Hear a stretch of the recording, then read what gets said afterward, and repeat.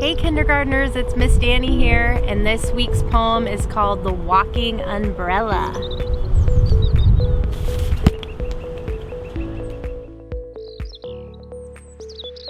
It hasn't been very rainy, but usually April showers bring May flowers, so usually we have a lot of rain in April, and we've been lucky to have so much sunshine.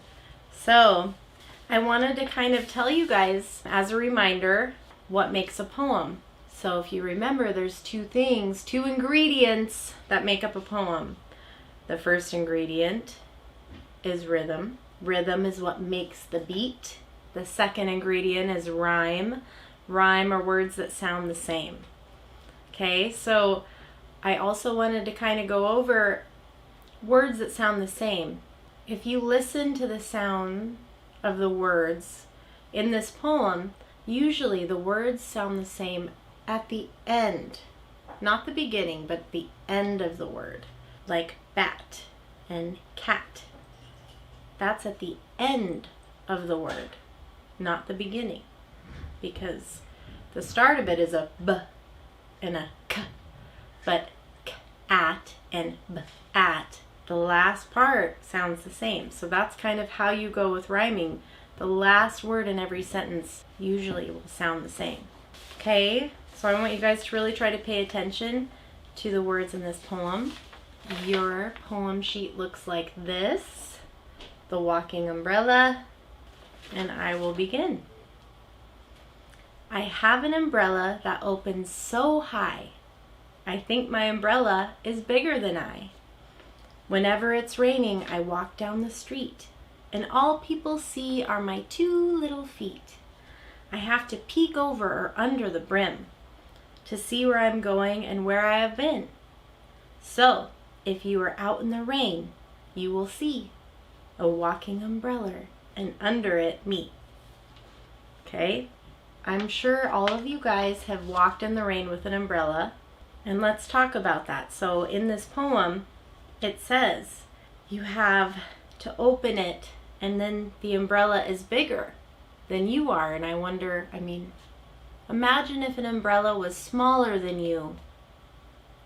Would it cover you from the rain?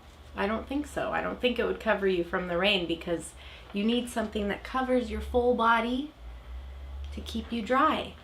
So that's why it says I have an umbrella that opens so high, and I think my umbrella is bigger than I. It has to be, right?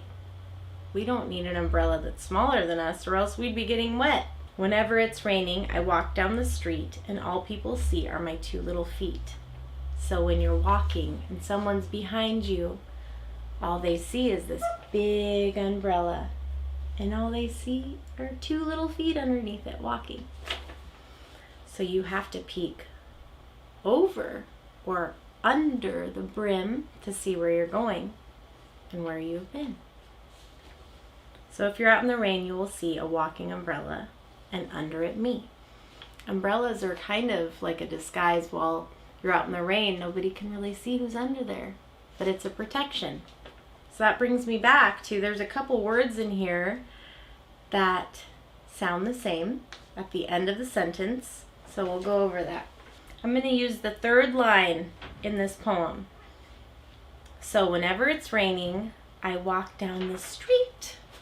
Okay, so let's write street.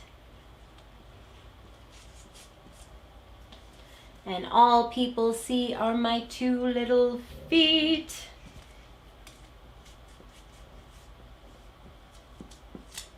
Can you guys see those two words, street and feet? I'm sure some of you can see how they're similar. They look kind of the same.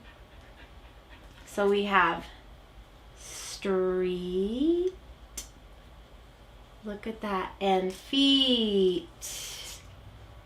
They both have the same ending. That sounds the same. Street and feet. This is the key to making a poem. Ending your sentence with words that sound the same. All right, kindergartners, I know all of your sight words are already highlighted in this, but I would love it if you still went over it and highlighted them yourself, because I didn't highlight yours on your page. I just highlighted mine. So if you could go through and highlight or underline or color all of your sight words, that would be amazing. Maybe draw a little umbrella under there for me somewhere on this page. And I hope you have a wonderful week.